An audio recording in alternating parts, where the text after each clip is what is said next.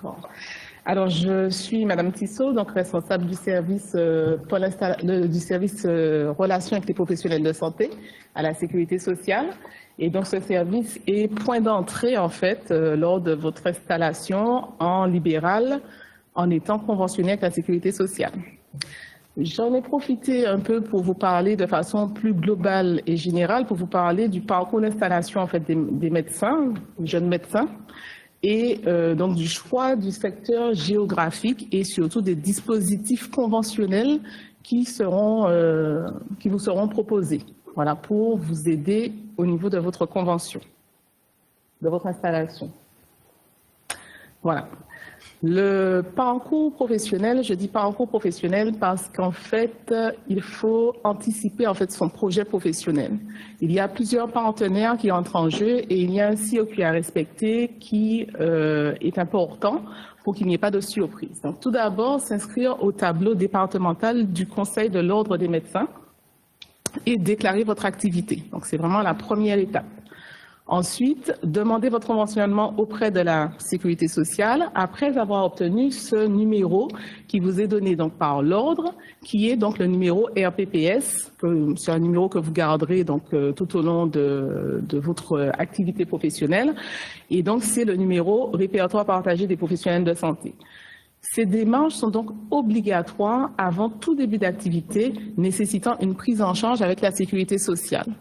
Donc, ce qu'il faut savoir, c'est que ce n'est pas il n'y a pas d'automatisation à pouvoir être conventionné avec la sécurité sociale. Il y a une démarche à faire par le praticien pour que nous puissions acter que vous souhaitez être conventionné avec la sécurité sociale.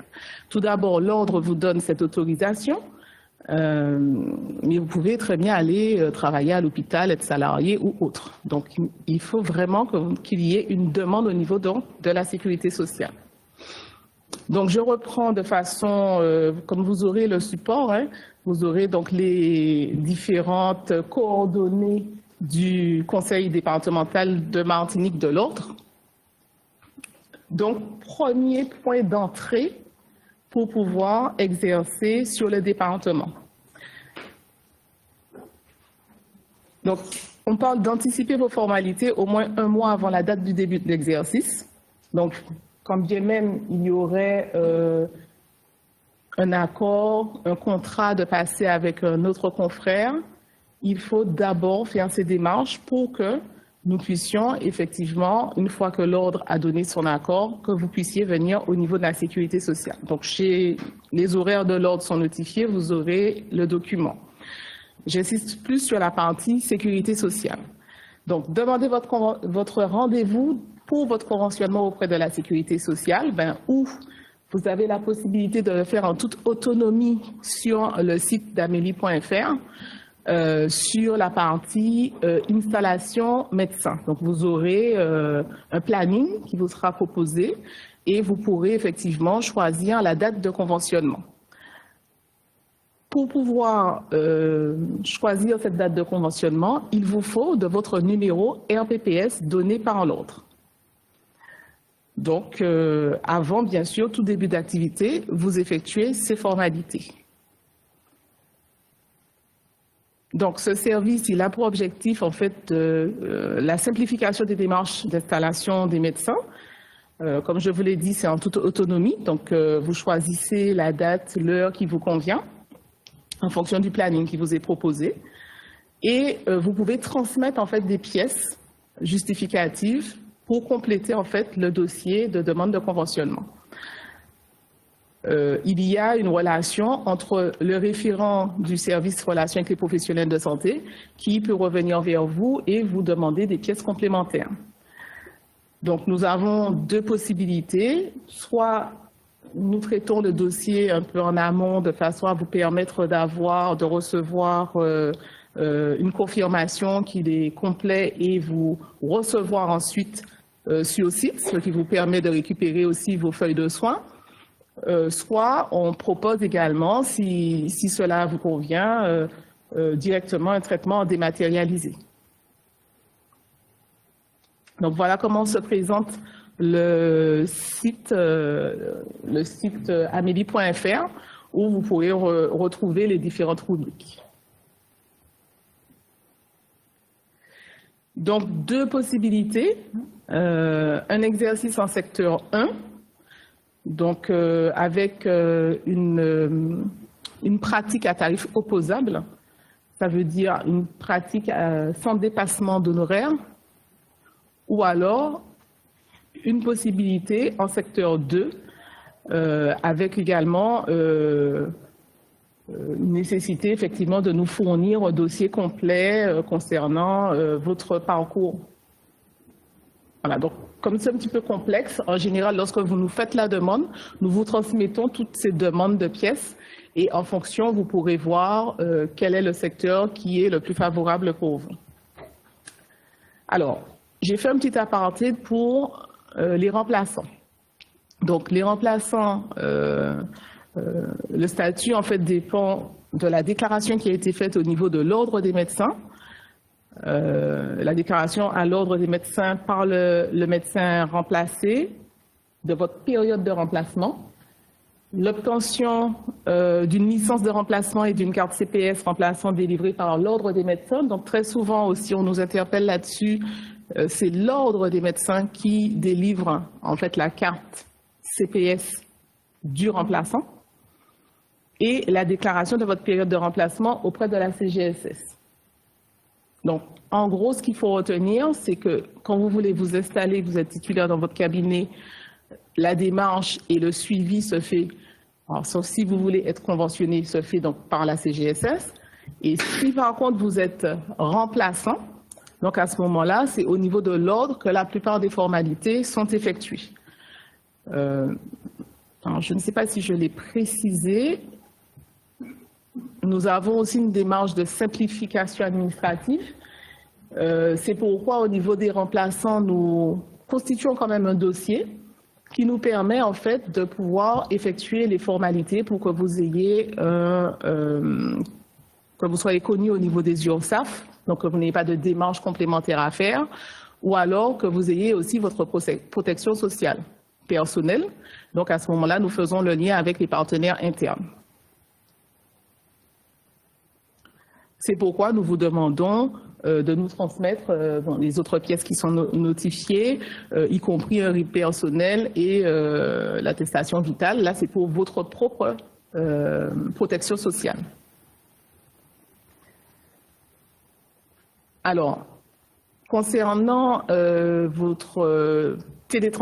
concernant le flux que vous allez faire suite aux soins que vous allez prodiguer aux patients, c'est le médecin remplacé qui initie avec l'éditeur de son logiciel la cession de son remplaçant. Et à son tour, le médecin remplacé télétransmettra ces flux et désactivera la cession du remplaçant. Donc, le paiement se fait par le titulaire du cabinet. D'accord ? Ce sont des rétrocessions.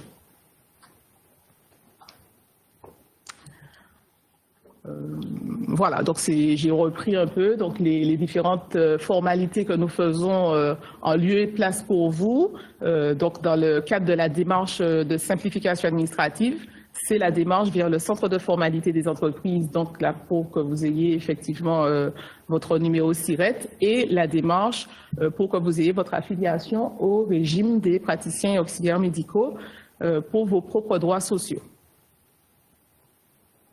Et puis, donc, on comprend bien que c'est la résultante en fait des différentes démarches que vous avez faites de conventionnement. Nous faisons le lien aussi, une fois que nous avons validé votre dossier, avec l'agence numérique en santé, qui était beaucoup plus connue sur le nom de l'ASIP Santé, qui s'appelle maintenant donc l'ANS.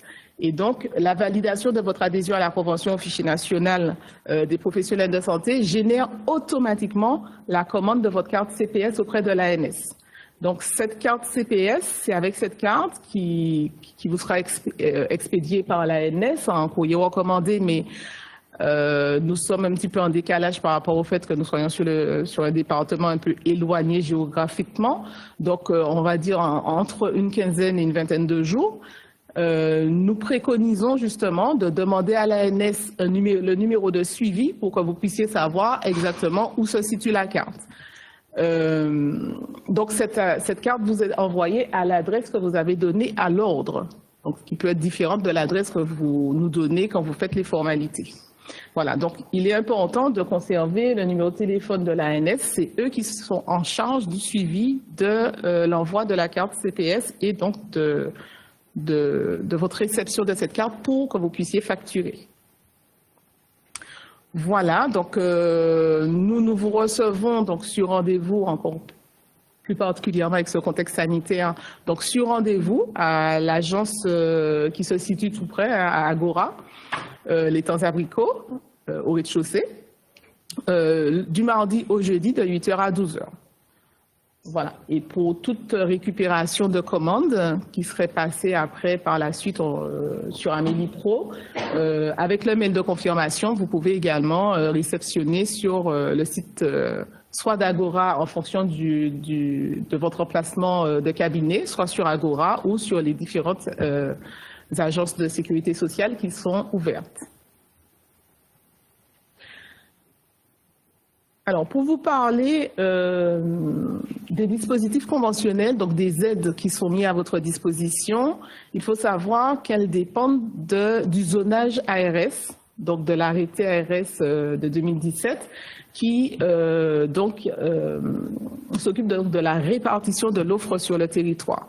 Sur la Martinique, nous n'avons que 5 communes qui ne permettent pas d'avoir donc ces aides. Ducos, Fort-de-France, Lamentin, Robert et Rivière-Salée. Donc 5 communes sur 34 permettant en tout cas de bénéficier de ces aides. Nous avons donc 29 communes qui le permettent. Alors, je vais vous détailler les différents dispositifs qui sont à votre disposition. Tout d'abord, pour vous aider à vous installer. Donc, nous avons le CAIM, le contrat d'aide à l'installation des médecins. Ce contrat, alors, pour bénéficier, il y a quand même des préalables. Hein. Il faut pouvoir être installé dans une zone, comme je l'ai dit, dite fragile. Hein. Mais vous avez 29 communes à votre disposition sur le département. Exercer une activité libérale conventionnée, donc ce dont on vient de parler. Se coordonner avec d'autres professionnels de santé, donc soit exercer au sein d'un groupe formé de médecins ou d'autres professionnels de santé, ou appartenir à une CTPS, donc la communauté territoriale professionnelle de santé, donc on en a une en Martinique, ou appartenir à une équipe de soins primaires avec la formalisation d'un projet de santé déposé au niveau de l'ARS. C'est l'ARS qui est en charge du suivi, en tout cas, du projet de santé. Il faut également s'engager au niveau à participer à la permanence de soins ambulatoires, proposer une offre de soins aux patients dans la zone qui est sous-dense, mais au minimum 2 jours et demi par semaine. Donc, on peut proposer jusqu'à 4 jours par semaine. Donc, vous allez voir que le montant varie en fonction donc, du nombre de jours effectués, mais le minimum est de 2 jours et demi. Ne pas avoir bénéficié d'une aide à l'installation, donc on ne peut en bénéficier qu'une seule fois, et ne pas avoir signé les autres contrats que nous allons voir, les autres dispositifs que nous allons voir, c'est-à-dire le COTRAM ou le COSCOM. Est-ce que ça va jusque-là? Oui? D'accord.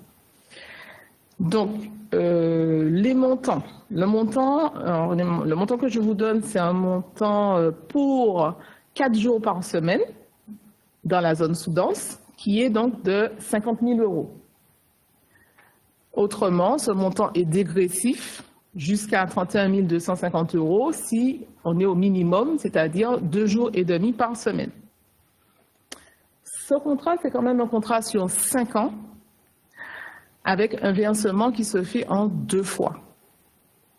Donc, un versement 50% à la signature et 50% au premier anniversaire du contrat. Donc, N+1. Vous avez quand même des engagements optionnels.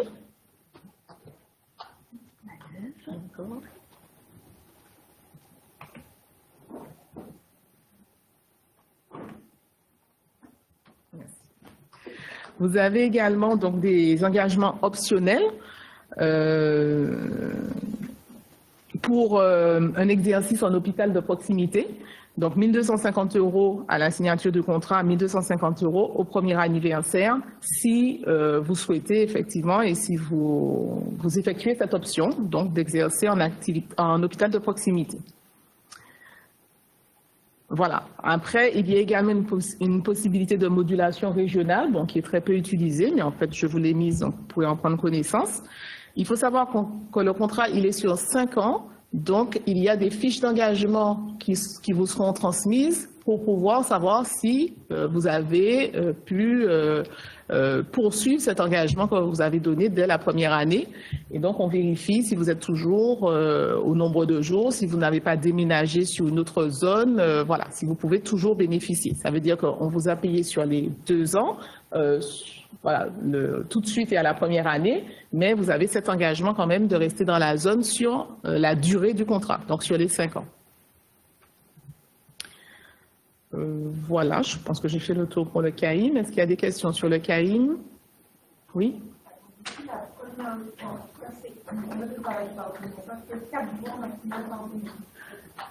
Vous pouvez travailler plus. On peut travailler plus. Vous pouvez travailler plus. Ok. Et le maximum, en tout cas, vous êtes déjà au plafond du forfait. Le forfait s'arrête à 50 000 €.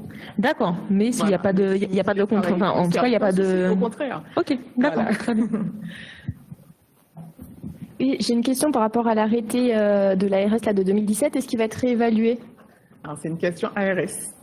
D'accord. Puisque c'est l'ARS qui travaille en fait avec vos partenaires syndicaux et qui réévalue. Il y a un observatoire, en fait. Voilà, c'est vraiment l'ARS qui est en charge du zonage. Ok. Et qu'est-ce que vous entendez par la modulation régionale?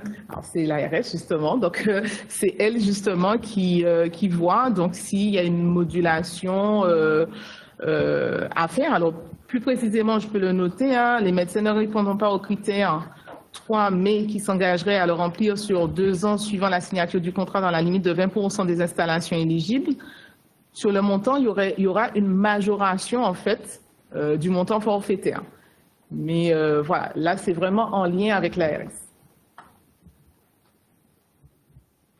Mais c'est vrai que comme sur le département, nous avons quand même 29 communes sur 34 qui bénéficient des aides, les modulations sont peu utilisées, voire pas de doute.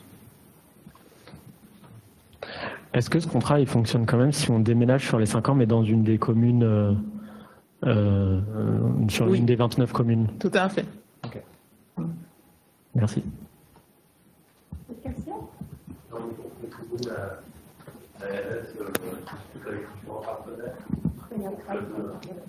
L'ARS discute donc avec différents partenaires pour le choix du zonage.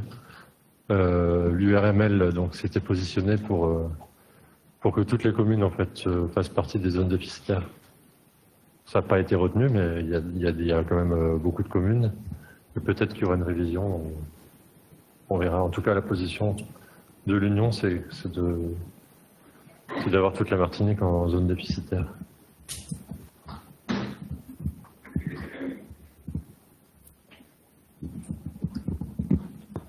Je poursuis.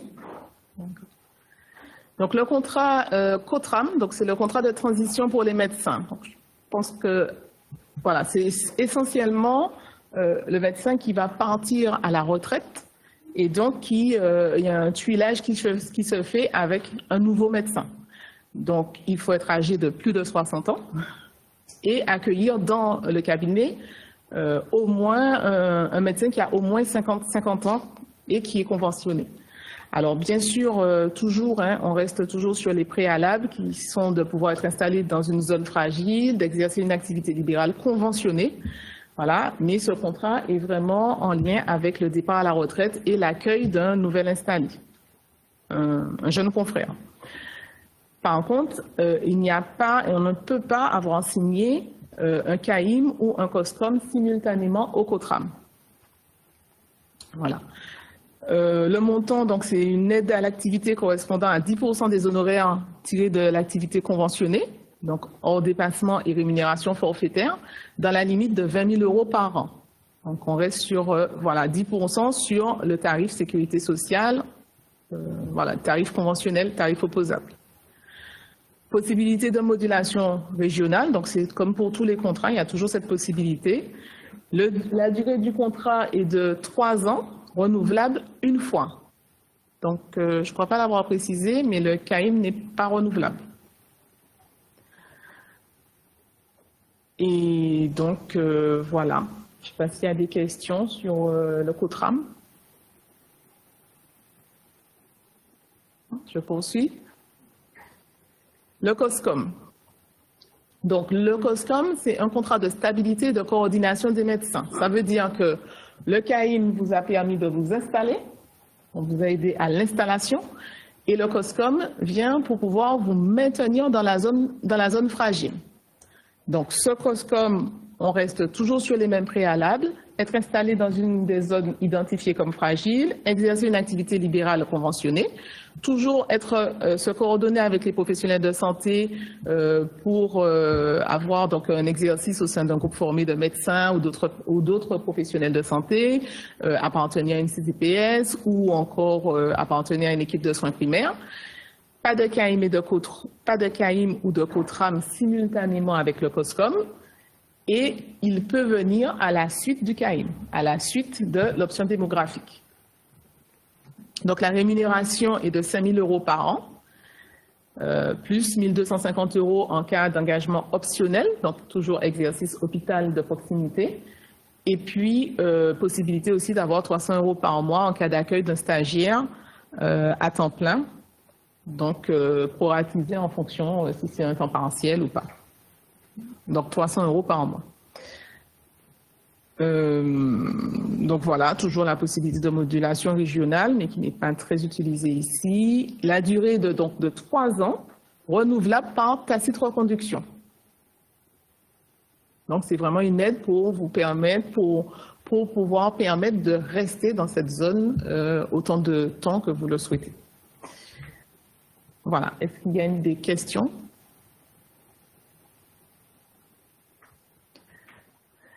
Alors, le CSTM, qui est le contrat de solidarité territoriale médecin, très peu utilisé puisque nous avons énormément de zones fragiles, comme je l'ai déjà indiqué. Là, le médecin, il est installé dans une... Alors, il y a une petite coquille, hein, donc le médecin, il est installé dans une zone classique, hein. Donc, ce n'est pas une zone fragile, hein. Il est installé dans une zone classique et par contre, il ira au moins 10 jours par an dans une zone fragile. Donc, pour aider justement les confrères dans des zones qui sont déficitaires. Et donc, si effectivement cela est fait, il y a une aide à l'activité correspondante à 10% de l'activité conventionnée, donc hors dépassement et rémunération forfaitaire, réalisée dans la zone fragile identifiée. Donc, toujours dans la limite de 20 000 € par an. Voilà, c'est un contrat, pareil, qui est de 3 ans, renouvelable par tacite reconduction, mais très peu utilisé, pour ne pas dire pratiquement pas utilisé en Martinique. Donc voilà, vous aurez le récapitulatif. Alors sur le récapitulatif, hein, pour qu'il n'y ait pas de confusion, le CAIM, on a vu précédemment qu'il était de 50 000 €. Les sommes supplémentaires, on a mis les sommes les plus, enfin, le maximum qui puisse être donné. C'est-à-dire qu'on a mis la base et l'option. Donc, c'était 50 000 € en base, ici, pour l'activité minimum de 4 jours par semaine. Et vous avez également les options en hôpital de proximité, donc 1 250 € par 2.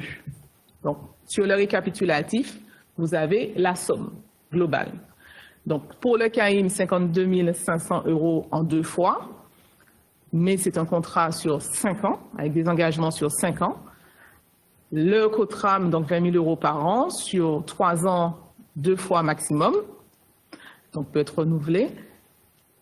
La stabilisation et la coordination, donc COSCOM, 9 850 € par an, 3 ans, et renouvelable par tacite reconduction, ainsi que le CSTM, 20 000 € par an, 3 ans, renouvelable également par tacite reconduction.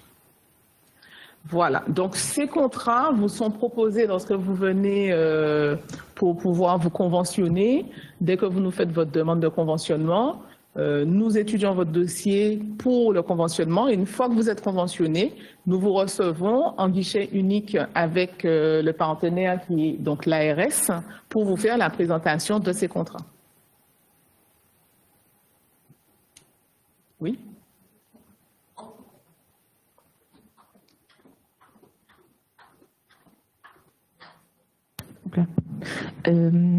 Entre le moment où on prend le rendez-vous pour le conventionnement avec vous et l'installation, avoir toutes les autorisations, il se passe combien de temps à peu près, en moyenne? Alors, si vous avez bien respecté les étapes du parcours d'installation. Oui. Parce que nous ne pouvons pas vous donner un rendez-vous si vous n'avez pas votre numéro RPPS. Ça veut dire que si vous n'êtes pas passé à l'ordre.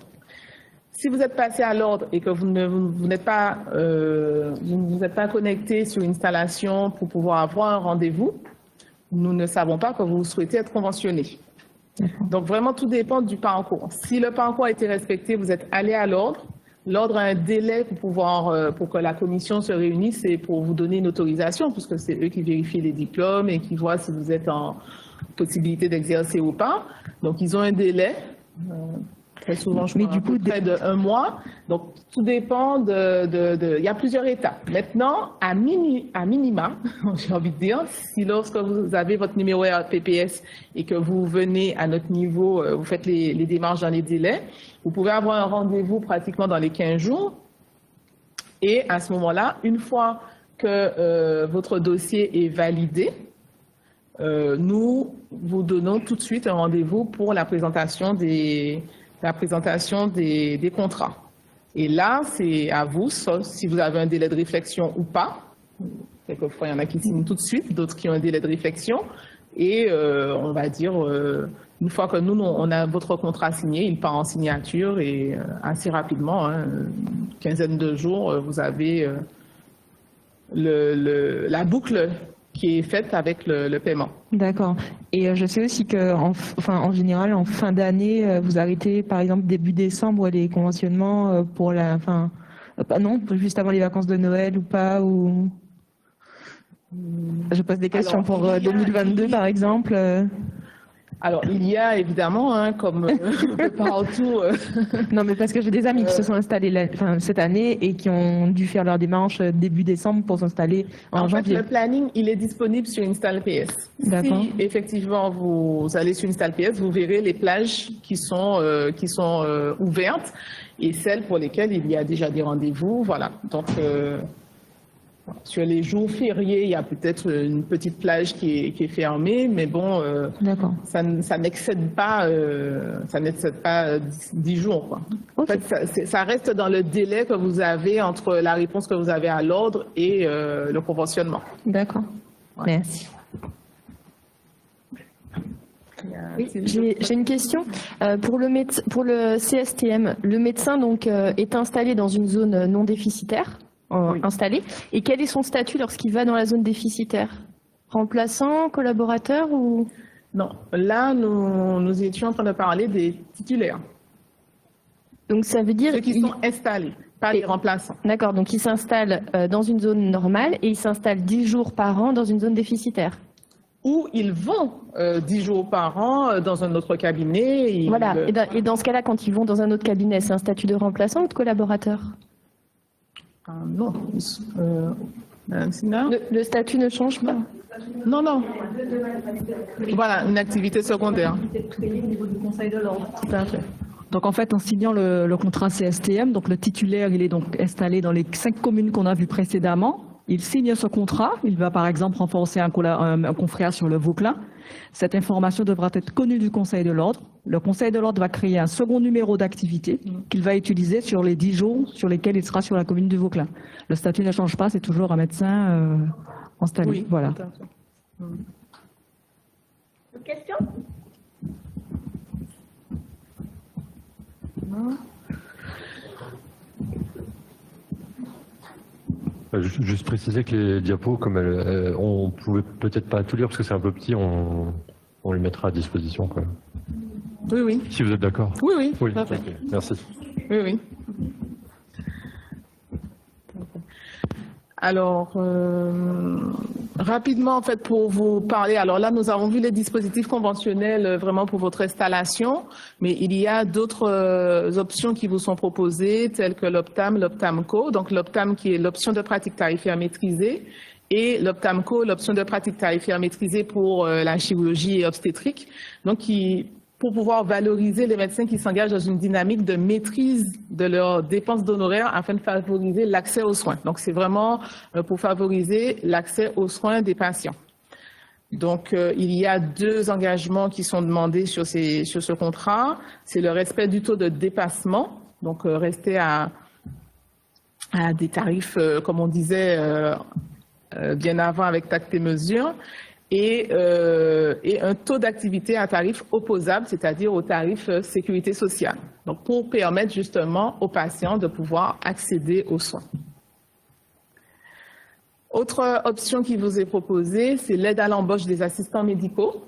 Donc, vous pouvez télécharger l'application sur vos portables, l'application Amélie Mémo. Vous aurez d'ailleurs d'autres indications. Mais pour les assistants médicaux, cela va vous permettre de voir si vous êtes éligible ou pas au dispositif. Donc, je vous ai mis quelques conditions pour pouvoir avoir droit à cette aide à l'embauche des assistants médicaux. Des conditions qui sont cumulatives, donc exercer en secteur honoraire opposable en secteur 1 ou secteur 2, mais ayant adhéré à l'Optam ou l'Optamco. Alors après, il y a un certain nombre de spécialités qui sont prévues, mais bon, les médecins généralistes et certaines spécialités, mais ça on va voir dans le détail. Avec l'application, vous pourrez aussi voir tout de suite si vous êtes éligible ou pas. Avoir un minimum de patientèle initiale. Là aussi, l'application vous permet de vérifier. Exercer de façon regroupée, donc ça veut dire qu'il faut qu'il y ait au moins 2 médecins dans un même lieu d'exercice, quelle que soit la forme juridique. Donc voilà. Et puis, exercer en mode coordonné.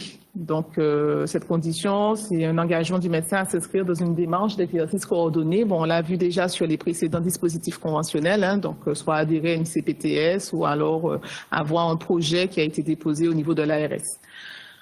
Ceci dit, les délégués assurance maladie qui vont vous suivre tout au long de votre activité, hein, sont à votre disposition pour pouvoir vous faire une présentation beaucoup plus précise de ces dispositifs qui sont mis à votre disposition. Qu'est-ce que je peux dire encore sur l'embauche des assistants médicaux? Je ne sais pas si vous avez des questions. Alors, il faut savoir aussi qu'il y a des mesures dérogatoires. Donc, là, ce sont vraiment, j'ai voulu mettre sur la slide la partie générale, mais il y a énormément de possibilités. Si, par exemple, vous êtes nouvellement installé, vous n'avez pas encore une patientèle conséquente, il y a une dérogation pour les nouveaux installés. Donc, à ce moment-là, on voit la file active et les engagements aussi qui vous sont proposés seront, on va dire, crescendo pour vous permettre de constituer votre patientèle. Voilà. Est-ce qu'il y a des questions sur la partie aide à l'embauche des assistants médicaux? Ça va? Alors, concernant donc vos commandes peuvent être passées sur le site en ligne directement sur le site Amélie Pro. Toutes vos commandes peuvent être passées sur ce site. Et la récupération des commandes se fera soit au niveau d'Agora, hein, je l'ai mis les horaires, ou alors au niveau d'Acajou, Trinité, Rivière-Salée. Toujours avec le mail de confirmation, puisque compte tenu aussi du contexte sanitaire, il est nécessaire qu'il n'y ait pas trop de contacts. Alors, la livraison est effectuée. Alors, la livraison est effectuée pour certaines commandes. Mais malheureusement, avec le contexte sanitaire, puisque ce sont des imprimeurs qui sont au niveau national, puisque c'est un marché public, avec le contexte sanitaire, les délais ont été énormément rallongés. Donc, nous avons pallié en permettant la récupération sur site. Voilà, donc on est en train de travailler aussi sur une livraison en cabinet au niveau local, puisque pour pallier à ces problématiques de distance et voilà. Alors, il faut savoir qu'on a quand même un bouquet de téléservices pour justement ne pas venir récupérer trop d'imprimés. Vous avez des téléservices, arrêt de travail en ligne, protocole de soins en ligne, déclaration de médecin traitant en ligne, les certificats médicaux ATMP. Pour les nouveaux installés, vous pouvez également commander des tensiomètres. Voilà, donc je vous invite, en tout cas, dès que vous avez la possibilité donc de vous connecter sur Amélie Pro après votre conventionnement, de pouvoir utiliser donc les téléservices qui réduisent vraiment au niveau des délais, au niveau des paiements pour les assurer derrière. Voilà, ça facilite les choses. Ça va jusque-là. Donc, nous avons également une plateforme téléphonique qui est dédiée aux professionnels de santé, répondant au numéro donc, qui s'affiche, 05 96 56 36 90. Et puis, donc, un système vocal interactif pour que vous puissiez faire vos choix. Et nous avons mis quand même des heures creuses parce qu'avec le contexte sanitaire, toujours pareil, les appels sont beaucoup plus importants. Et nous préconisons même directement le fait de pouvoir écrire via Amélie Pro. Ça vous permet d'avoir, vous, une traçabilité de votre demande et ça permet à la plateforme de pouvoir rediriger vos demandes auprès des différents services concernés. Voilà, et puis nous vous transmettons régulièrement et à la profession que nous rencontrons souvent en commission paritaire, hein, nous vous transmettons la fiche d'interlocuteur qui vous permet d'avoir les différents services que vous aurez, avec lesquels vous aurez le plus de relations. Donc, Madame Essa qui est présente et qui est donc responsable du service médecin, dentiste, pharmacie au niveau du paiement des dossiers. Et donc, nous avons également le service AOS, donc le service accompagnement des offreurs de soins, qui intègre les délégués assurance maladie, donc qui viennent directement au cabinet vous transmettre un certain nombre d'informations par rapport aux différentes campagnes, tant nationales que locales. Et vous avez les conseillers informatiques services aussi, qui font partie donc de ce service, qui sont à votre disposition pour un accompagnement informatique, en dehors de votre éditeur de logiciel qui, bien sûr, est votre premier relais. Et puis un certain nombre d'autres services pour lesquels, quelquefois, vous avez besoin d'interlocuteurs plus rapidement. Voilà. Je crois que j'en ai fini. Sauf s'il y a encore des questions. Ça va? Moi, c'est une question sur une diapo qui avait tout au début sur la licence de remplacement. Il y avait écrit que la licence de remplacement était nécessaire pour les médecins non thésés. Qu'en est-il pour les médecins, les internes thésés avec statut de docteur junior? Est-ce qu'il y a besoin d'une licence de remplacement ou pas?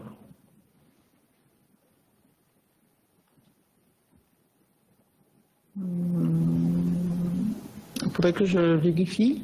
Ouais. Je vais vérifier. Je vais vous apporter la réponse. Merci. Parce que c'est vrai que les remplaçants sont essentiellement gérés par l'ordre.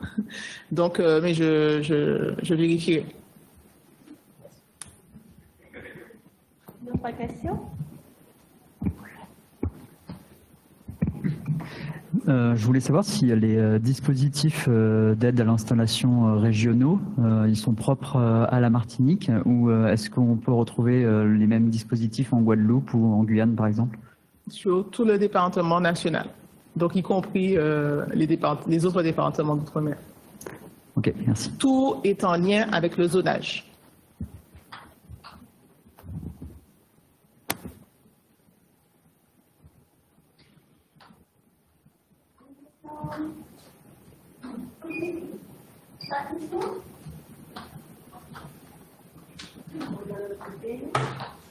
Voilà, non plus pas de questions.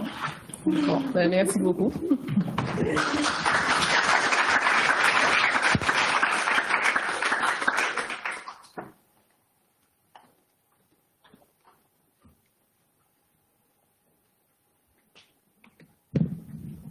Ah bah, Léonard, ça va être à toi. Juste, je profite juste de la petite pause pour vous dire, parce que je ne vous l'ai pas dit en introduction, il y a une mise à disposition de la salle, où il y a une autre salle derrière qui est plus petite, pour passer votre thèse éventuellement, si besoin, avec la visio que vous voyez là. Et deuxièmement, dans le cadre des travaux scientifiques que vous faites, s'il y a une soumission d'articles ou plus une présentation dans un congrès national pour les publications qui concernent un travail fait en Martinique et valorisant la Martinique en général, l'Union vous accompagne, je crois que c'est à hauteur de 600 €, donc ce qui peut couvrir en fait les frais de transport. Donc n'hésitez pas à en faire la demande si vous êtes concerné. Léonard. Merci Gilles. Merci, très heureux d'être ici. C'est toujours un plaisir de s'allier avec l'URML et de faire des interventions auprès de vous. On va essayer d'être aussi clair que Madame avant nous. On est venu pour vous parler d'assurance. On va essayer de rendre le sujet ludique et le plus simple possible. Et je suis donc venu avec une partie des équipes de la médicale sur les Antilles-Guyane, Virginie Bouston qui va vous parler tout à l'heure de responsabilité civile professionnelle, Manon Cazès de prévoyance et Louise Gustave qui est également avec nous ce soir. Donc je vais vraiment en quelques mots introduire la médicale, vous dire qui nous sommes pour passer la parole à Virginie sur la RCP dans un instant. La médicale, pour ceux qui ne nous connaissent pas, est un acteur référent dans le monde de l'assurance des professionnels de santé. C'est une société qui est née il y a un petit peu plus de 70 ans maintenant, avec un jeune homme qui, à l'issue de ses études de médecine, est parti du constat que, à l'époque, il n'y avait pas de solution assurantielle sur mesure par rapport à des besoins très spécifiques que sont ceux des professionnels de santé. Du coup, il a changé de voie, il est devenu assureur et il a créé cette compagnie qui aujourd'hui est une filiale de Crédit Agricole Assurance et qui a vocation à accompagner les professionnels de santé uniquement, qu'ils soient étudiants, qu'ils travaillent à l'hôpital, sous leur statut, ou alors installés en libéral. Concrètement, on a vocation à accompagner nos clients sur tous les domaines assurantiels. Si notre cœur de métier, c'est la responsabilité civile et la prévoyance, on a aussi vocation à proposer à nos clients toutes sortes de solutions personnelles, auto, habitation, santé, et aussi à les accompagner sur le risque différé, celui de la retraite, de l'assurance vie, de l'épargne, en passant par le cabinet et toutes les solutions assurantielles dont ils ont besoin. La médicale, c'est un réseau d'agences. Il y a 140 agents généraux qui sont répartis sur la France métropolitaine et sur les Antilles-Guyane. Et les personnes que vous avez face à vous aujourd'hui ont vocation à accompagner les professionnels de santé sur les 3 départements, la Martinique, la Guadeloupe et la Guyane. Donc vous avez ici une partie de l'équipe, mais on est 10 sur les 3 départements installés à accompagner quotidiennement nos clients du mieux qu'on peut. En tout cas, c'est ce qu'on essaye de faire. Et on est fiers aujourd'hui d'accompagner un petit peu plus d'un tiers des professionnels de santé avec un écart type qui peut être fort en fonction de la spécialité des personnes à qui on a affaire. Et vous avez quelques chiffres sous les yeux. Je ne serai pas plus long et on va rentrer dans le vif du sujet. Et je vais passer la parole à Virginie qui va vous parler de la RCP.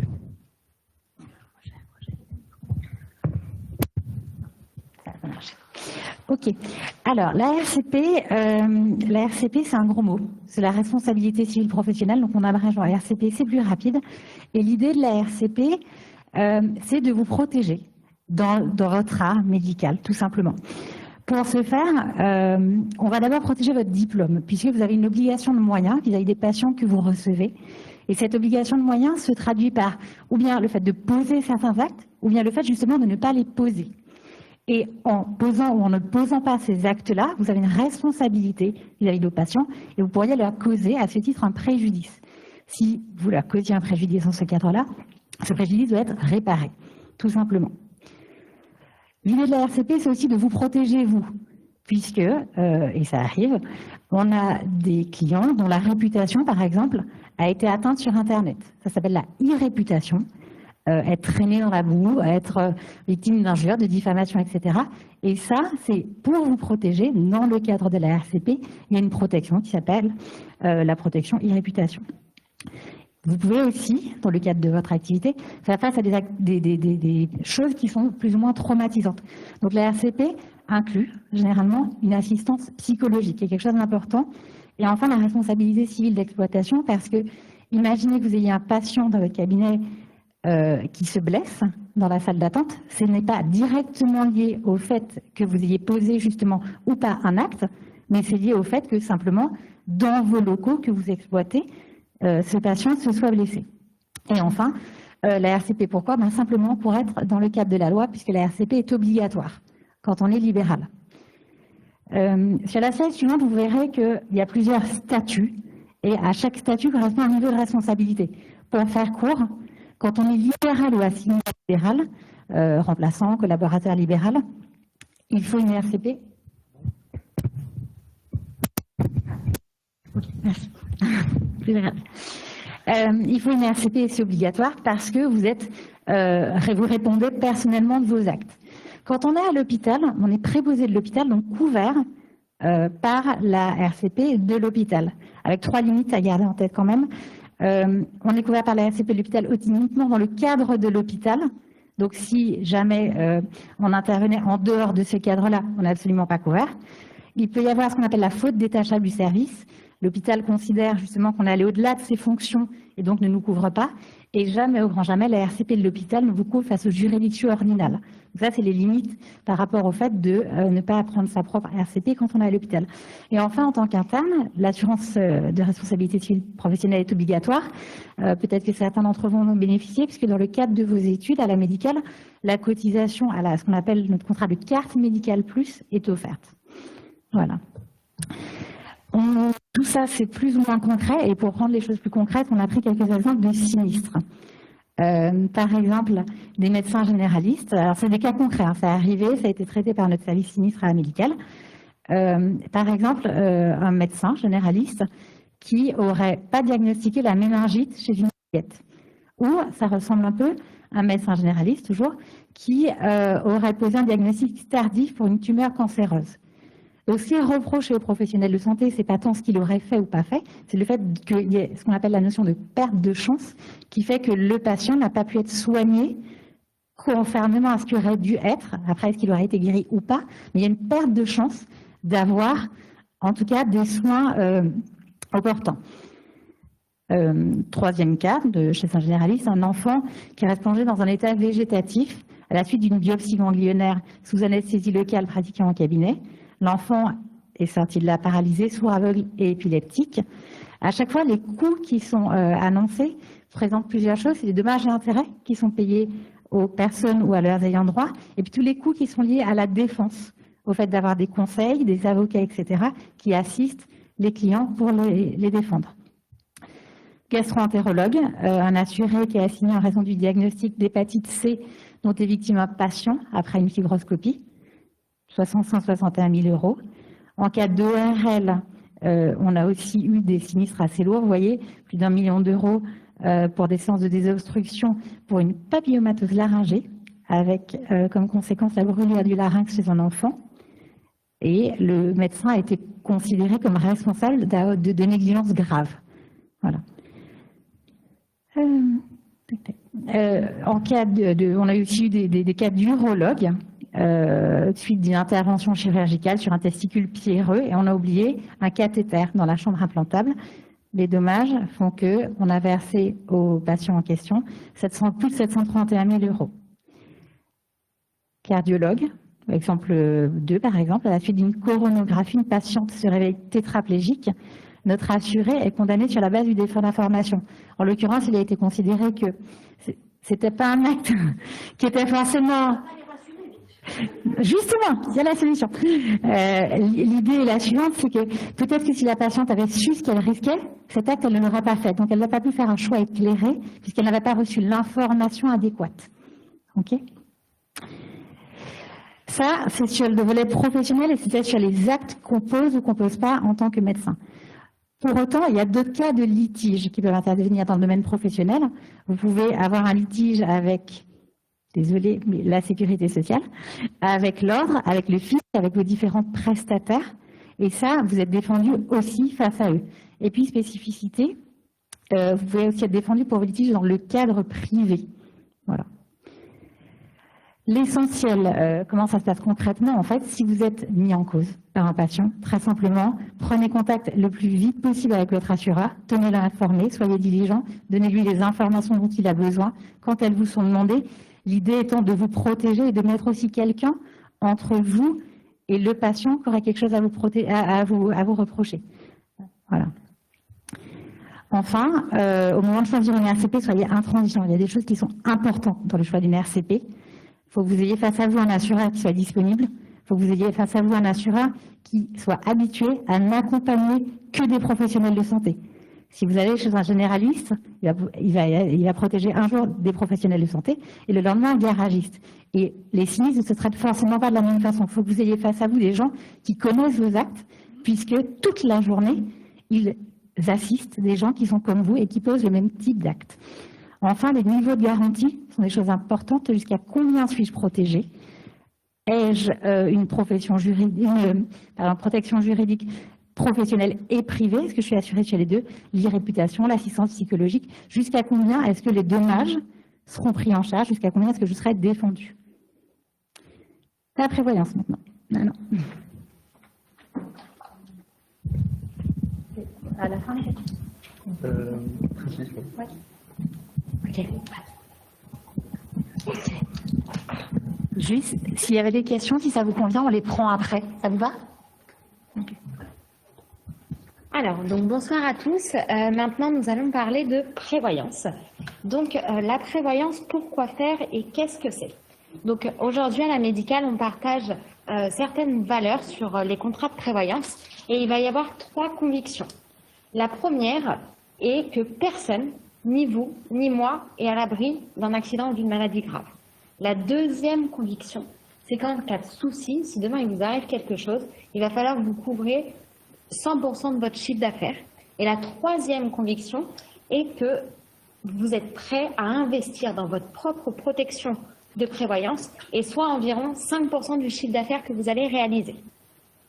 On va se mettre en situation sur un contrat de prévoyance et on va pouvoir voir que le contrat de prévoyance va prendre 3 choses en charge. Dans un premier temps, elle va prendre en charge l'arrêt de travail. Celui-ci va être temporaire. Dans une deuxième situation, on va prendre en charge l'invalidité. Et dans le troisième cas, on va prendre en charge en cas de décès. On va rentrer dans des exemples en cas d'arrêt de travail. Donc ce soir, vous rentrez chez vous et vous avez un accident de voiture. Et il s'avère que demain matin, vous êtes cloué au lit avec les 2 jambes cassées. C'est temporaire. Pas de problème parce que comme on est assuré avec l'URML à la médicale de France, voilà. on a fait attention d'avoir un contrat spécifique quand on fait des réunions pour que puisse être pris en charge. C'est ça, tout à fait. Et j'en profite pour souligner le caractère très éclairé du choix de l'URML. Du coup, donc voilà, en cas d'arrêt de travail, il y a ce fameux accident et demain vous vous retrouvez cloué au lit avec les 2 jambes cassées. C'est donc bien temporaire puisque une fois que les jambes se seront consolidées, vous retournerez travailler directement. Ensuite, nous avons du coup l'invalidité. Donc, prenons toujours le même exemple. Vous rentrez chez vous et vous avez un accident. Cette fois-ci, vous n'êtes pas cloué au lit avec les 2 jambes cassées, mais vous êtes tétraplégique. Cette fois-ci, c'est de l'invalidité et c'est définitif. Vous n'allez plus retourner travailler. Et sur la troisième situation, le même accident et cette fois-ci, vous n'êtes plus là. Il va falloir couvrir toutes les charges que vous allez laisser derrière vous et soulager vos héritiers et votre famille. Donc, on va rentrer dans un exemple beaucoup plus concret d'un médecin qui est aujourd'hui affilié donc à la CARMF. La CARMF qui est votre régime obligatoire en tant que médecin libéral. Donc, on part sur un chiffre d'affaires de 110 000 € à l'année, ce qui représente un besoin journalier de 301 € par jour. Au niveau des revenus, on va être à 60 000 € par an, soit 5 000 € par mois. Et ensuite, au niveau des charges professionnelles, 50 000 € par an, soit 4 150 € par mois. Ce qui représente du coup votre chiffre d'affaires. Depuis le 1er juillet 2021, il y a une réforme qui est rentrée en vigueur et la CPAM va vous prendre en charge en cas d'arrêt de travail à partir du 3e jour. Et sur un calcul très simple, ils vont prendre donc votre revenu de 60 000 € qui vont diviser par 730 pour donner cette indemnité journalière et ils vont venir vous indemniser à partir du 3e jour et ce jusqu'à 90 jours. Après ces 90 jours, vous allez avoir la CARF, donc votre régime obligatoire, qui va venir vous verser 101 €. Sauf qu'on voit que entre ce que la CPAM va vous verser à partir du 3e jour et le régime obligatoire qui va vous verser jusqu'à 1095 jours, soit 3 ans, on voit qu'il y a un manque à gagner pour pouvoir obtenir les 301 € par jour, soit 100% de votre chiffre d'affaires. Donc la médicale est là justement pour pouvoir pallier à ce manque sur une première garantie qu'on appelle la garantie relais 90 qui va venir du coup compléter ce que la CPAM ne vous verse pas par rapport à votre régime obligatoire et ensuite le complément de votre revenu pour obtenir 164 € par jour. Et ensuite, on voit une dernière garantie qui est celle de la garantie pour couvrir vos charges professionnelles. Et cette-ci va donc venir vous couvrir 137 €. Au niveau de la prévoyance, donc il y a certains points quand vous allez choisir votre contrat de prévoyance qui sont très importants et il faut que vous soyez du coup intransigeant sur ces points-là. Il y en a 5 et on va les détailler ensemble. Le premier, ça va être qu'il faut que ça soit un contrat de prévoyance qui soit à caractère forfaitaire. Qu'est-ce que ça veut dire? Ça veut dire qu'à partir du moment où vous allez souscrire votre contrat de prévoyance, les indemnités journalières qu'on aura signées ensemble sont celles que vous aurez, même s'il n'y a pas de modification du contrat. Et du coup, on ne va pas vous demander de justificatif sur l'évolution de votre chiffre d'affaires, s'il est à la baisse ou pas. Ensuite, le deuxième point, il faut que ça soit une invalidité professionnelle. L'invalidité professionnelle, qu'est-ce que c'est? C'est que ça va tenir compte de votre profession et des répercussions que cela va avoir derrière. Demain, on a le même accident. Vous, en tant que médecin, si vous êtes invalide, il ne va pas y avoir la même répercussion que si moi, on a la même invalidité dans mon travail.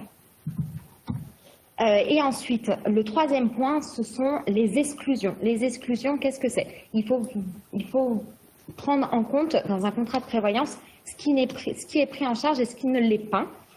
Et notamment, par exemple, les affections psychologiques, tous les problèmes de DOF, si la pratique du kite ou de la plongée sont des exclusions au contrat ou pas. Le quatrième point, donc mesdames, ça va être la grossesse pathologique. Donc, c'est de voir dans un contrat de prévoyance que la grossesse pathologique est prise en charge et voilà.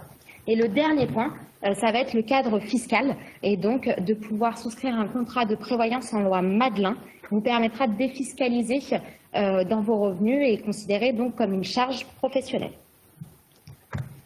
Et pour finir, donc sur la prévoyance, il faut que la prévoyance se fasse le plus tôt possible. Pourquoi? Parce qu'il y a une sélection médicale et si vous attendez trop longtemps, il se peut que dans quelques années, vous ayez certaines pathologies qui font que vous ayez des exclusions dans votre contrat de prévoyance. Or, si vous le faites le plus rapidement possible, vous remplissez un questionnaire médical qui vous permet d'être couvert le plus tôt possible. Et il faut faire vivre votre contrat de prévoyance. Pourquoi? Parce que votre chiffre d'affaires va évoluer et donc tous les ans, c'est de revaloriser votre contrat de prévoyance pour pouvoir avoir la réalité et ça avec du coup votre déclaration 2035. Nous en avons fini avec notre courte présentation. J'ai vu quelques sourcils se froncer. Je pense qu'il y aura quelques questions.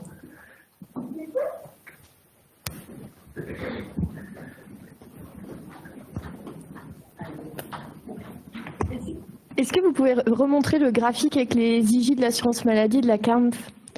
Voilà, donc l'assurance maladie, donc vous avez dit c'est le BNC divisé par 730, et la CARMF, comment est-ce qu'ils définissent le montant? En tant que médecin, demain, médecin libéral, vous serez affilié à la CARMF et vous avez la possibilité, plutôt l'obligation, de rentrer dans une des 3 classes, A, B ou C. En fonction de votre revenu, vous serez assimilé à une de ces 3 classes, et donc vous aurez un niveau de cotisation et un niveau de garantie qui correspondra à chacune des classes.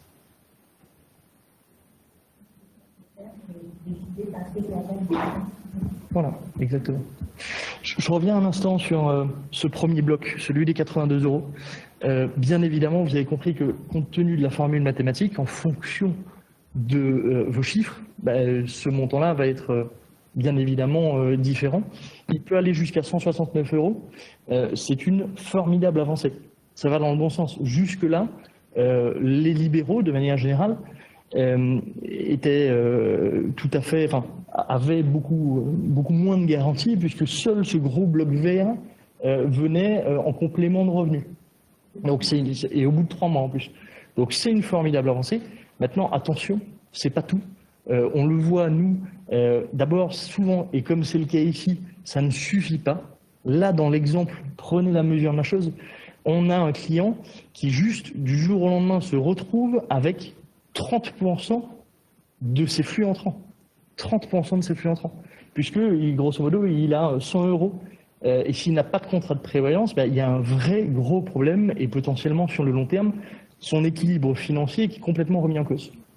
Et puis la deuxième chose, c'est qu'il y a encore certaines limites, puisque cette garantie-là, si encore une fois elle est très bien, elle sera limitée dans le temps, elle sera limitée à 360 jours. Enfin, il y a des petits détails à voir là-dessus, mais c'est quand même une superbe avancée.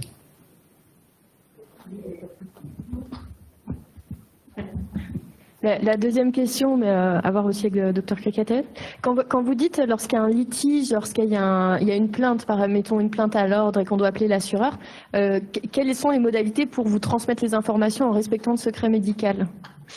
Alors, la première règle, et avant de rentrer dans le détail de votre question, c'est communiquer avec votre assureur. Ce que je vous dis, j'essaye de vous donner des ingrédients qui vont fonctionner avec tous les assureurs. Dès que vous avez une suspicion qu'il y ait un litige ou pas, communiquez-le avec votre assureur. Pourquoi? Parce que ça permet de potentiellement faire toute la partie administrative et de commencer à mettre en jeu toutes les aides possibles pour que si le litige se concrétise, on puisse rentrer dans l'action du mieux possible. Après, pour les modalités, à voir avec vos assureurs. Nous, on est en local, on aime bien parler au téléphone, on aime bien aussi avoir des écrits. Donc ce qu'on fait généralement, c'est que par rapport à ces situations-là, il y a un élément qu'on a, à mon avis, pas assez mis en avant dans notre présentation. C'est la détresse psychologique dans laquelle vous vous trouvez quand vous êtes mis en cause. On est sur un petit territoire avec toutes ces spécificités. Et en plus de toute l'angoisse qu'on peut ressentir quand on est professionnel de santé remis en cause, ici, il y a en plus un volet, entre guillemets, un peu social dû à l'étroitesse du territoire. Donc, je vous dis ça parce que c'est extrêmement important le jour où vous êtes mis en cause, pouvoir avoir un interlocuteur et vous sentir accompagné du mieux possible. C'est important parce que, en plus du fond et de la qualité du dossier qui va vous permettre qui va permettre à votre assureur de vous défendre, ça va aussi vous alléger aussi la conscience, puisque même si vous allez au-delà de quelques nuits blanches, vous vous sentirez au moins accompagné. Voilà. Sur les modalités, je vous fais un peu une réponse de Normand, mais ce que je veux vous dire, c'est que communiquer le plus vite possible, après que ce soit par mail, par téléphone, etc., tous les assureurs ont des systèmes informatiques qui sont absolument cryptés dans tous les sens.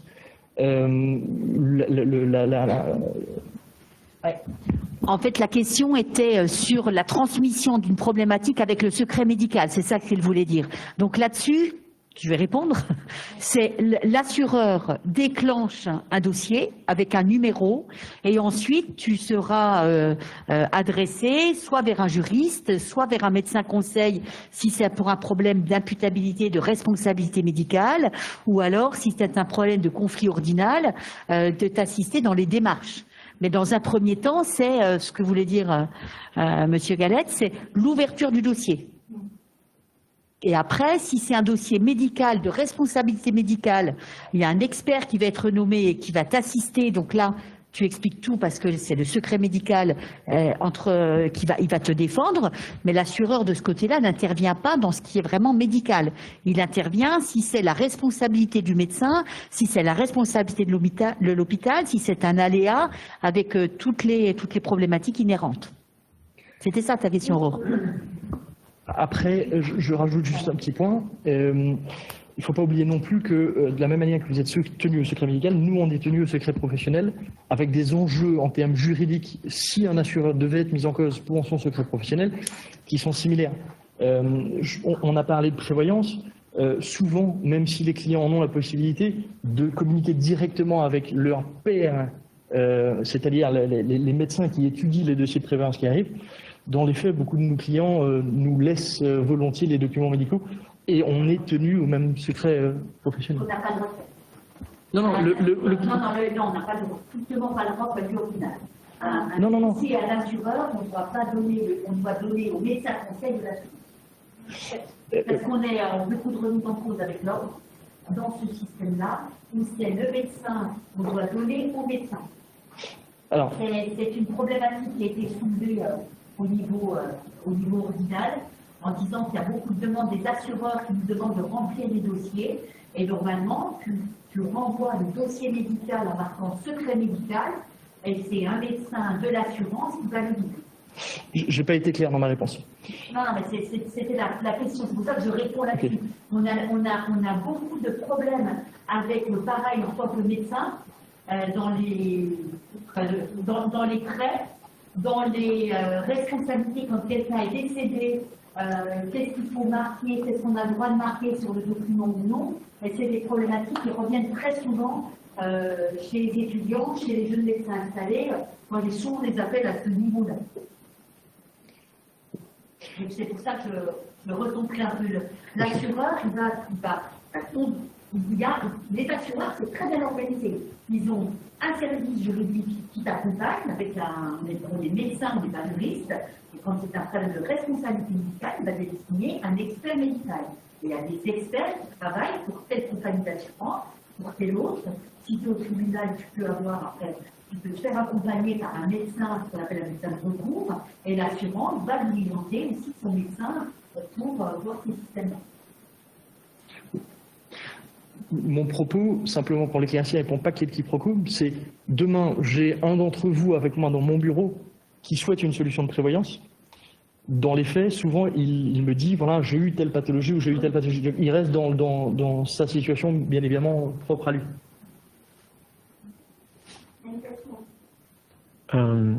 Moi, j'ai une question. Si jamais je perds l'usage de mes mains, il se passe quoi après les 1095 jours? Alors, là-dessus, on a essayé de faire un peu condensé. En fait, souvenez-vous que la prévoyance, elle va couvrir 3 situations. L'arrêt de travail qu'on a vu dans le détail, l'invalidité de décès. L'exercice intellectuel, in fine, va être le même sur la situation dont vous parlez. Votre main qui est coupée ne repoussera pas. C'est donc une situation qui est définitive et ça ne va pas rentrer dans le premier cas, mais directement dans le deuxième cas. Dans ces cas-là, il y a une bonne nouvelle, si tant est qu'on puisse parler de bonnes nouvelles là-dedans. C'est que par rapport à une situation où on a un chiffre d'affaires à couvrir, demain vous perdez l'usage de vos mains, votre cabinet vous le fermez.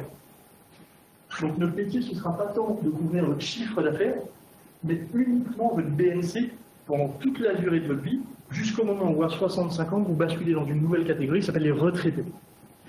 Et puis ensuite, pour le décès, là aussi on n'est pas rentré dans le détail, mais la prévoyance, ça doit être du coût humain.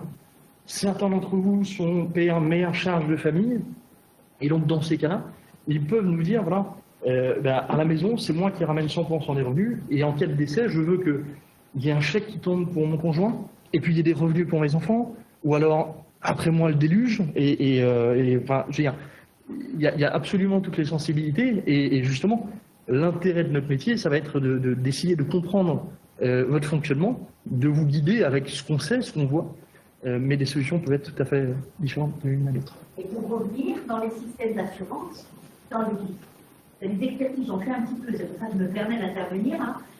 Selon votre spécialité, par exemple, la chirurgien, il va assurer ses mains. Et si elle n'a pas le droit, on n'aura pas dans les expertises médicales, il y a l'expertise professionnelle, il y a l'incidence professionnelle, et c'est pas le même système. Donc dans les barèmes d'invalidité, après, ça passe en expertise qui va déterminer un taux d'IVT. Donc si je peux travailler, si j'ai une autre, si j'ai même si tu n'as plus tes mains, tu restes médecin, tu peux par exemple faire des conseils téléphoniques.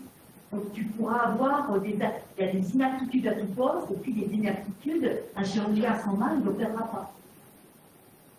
Il y a 2 chirurgiens, mais je ne connais pas, donc c'est important. Et on ne pense pas toujours des internes, hein, c'est important, parce que vous ne pensez pas forcément à vous assurer et à expliquer ce que vous voulez faire plus tard. Donc des fois on dit je verrai bien, on se sent couvert par l'hôpital, on fait un petit peu tanguy, en disant bon, on verra après, et puis moi j'ai eu des cas catastrophiques hein, avec des internes qui n'avaient pas été assurés, qui se sont retrouvés à mettre dans une voiture, ça arrive, et puis après, ils n'avaient pas pris.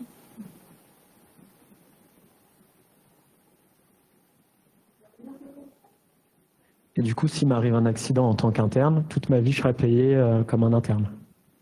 Alors, non, mais c'est ou après.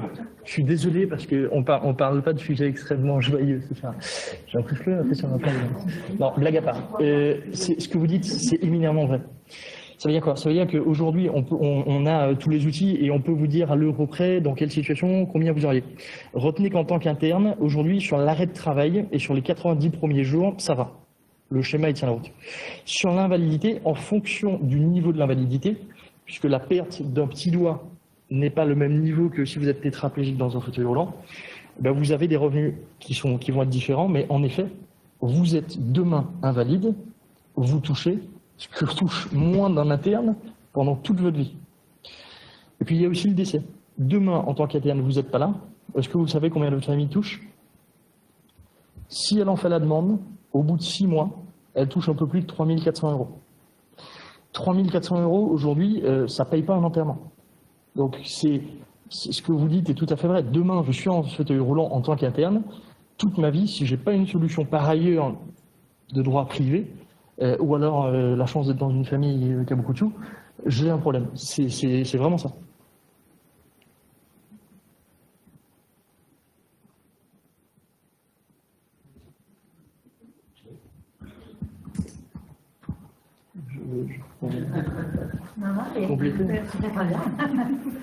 J'ai une question. Y a-t-il un délai de carence dans la prise en charge des risques, notamment la grossesse ou la validité, à partir de la signature du contrat? Si je fais un accident ce soir, à 3 heures après la signature, ça passe? Alors, tout va dépendre. Je vais revenir un petit peu en amont pour vous expliquer la raison de la sélection médicale et ce qu'elle peut induire. Un assureur, quel qu'il soit, est là pour assurer un aléa. Et je vais vous prendre un exemple stupide, mais vous allez comprendre. Si vous vous êtes cassé 4 fois la jambe la semaine dernière, la probabilité pour que votre jambe soit cassée la semaine prochaine, c'est plus un aléa, c'est une certitude. Donc la sélection médicale, elle est là pour vous donner une lecture claire des contextes dans lesquels le contrat va fonctionner et des contextes dans lesquels il ne va pas fonctionner. Si la raison pour laquelle vous êtes en arrêt de travail demain est issue d'une situation antérieure, par exemple votre serviteur, moi je suis venu dans ce métier parce que j'ai eu une épaule en vrac et je me suis retrouvé au fond d'un lit pendant 4 mois. C'est ma vraie vie. Hein. Je suis dans un métier antérieur et dans un secteur tout à fait différent et bloqué dans mon lit pendant 4 mois, j'ai un copain qui me dit « T'inquiète pas, en tant que salarié, ton équilibre financier, il va tenir, il n'y a pas de problème. » Imagine un instant être libéral, avocat, chef d'entreprise, imaginez être médecin. Et il m'a expliqué ce que c'était la prévoyance. Et donc c'est à ce moment-là où j'ai pris conscience du fait que ce métier-là, c'est un métier qui est, à mon avis, le plus noble des métiers d'assureur. Je ferme la parenthèse. Tout ça pour vous dire que si vous avez une sélection médicale qui est neuve et qui dit que vous n'avez pas de problème, vous avez des contrats, chez nous par exemple, sur l'accident, vous serez couvert tout de suite dès lors que la sélection médicale sera acceptée. Vous avez d'autres contrats qui vont vous mettre un délai de carence. Sur la maternité, chez nous, on aura un délai de carence de 9 mois. Et ça fait partie des arguments pour lesquels on dit à nos clients, rentrez en prévoyance le plus tôt possible. Sur les affections du dos, vous allez bien évidemment être couvert chez nous, sans délai de carence. Donc, tout va dépendre du sujet dont on parle et de l'assureur avec lequel vous parlez. Et puis, on a aussi des clients qui nous disent, moi j'ai plein de sous de côté, Et du coup, je peux être mon assureur, non pas que sur les 3 premiers jours, non pas sur les 7 premiers jours, non pas sur les 15 premiers jours, mais je peux être mon assureur pendant 30 jours. Donc on peut mettre des franchises à 30 jours. C'est du plus humain.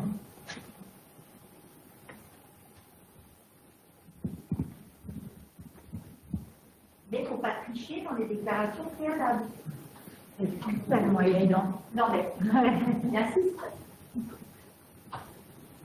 Je n'ai rien lu, et puis j'ai eu un truc avant, et puis après, vous aviez fait du fait, vous avez déboîté l'épaule, et puis après, vous avez un problème avec un problème d'épaule, et vous avez marqué un côté dans 0. Je veux dire, il n'y a rien. Il faut être honnête.